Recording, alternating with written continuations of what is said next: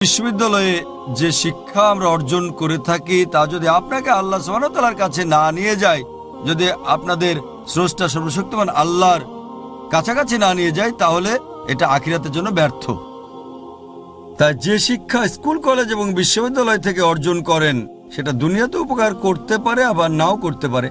আর যদি সেটা আমাদের স্রষ্টা আল্লাহ সুবহানাহু ওয়া তাআলার নিকটবর্তী না করে, তাহলে আখিরাতের জন্য উপকার আসবে না। তবে কোরআন এই ব্যাপারে বলছে যে, আল্লাহ কোরআনে বলেন সূরা বাকারা অধ্যায় নম্বর 2 আয়াত 1 এবং 2, আলিফ লাম মিম যালিকাল কিতাবু লা রাইবা ফীহি হুদাল লিল মুত্তাকিন।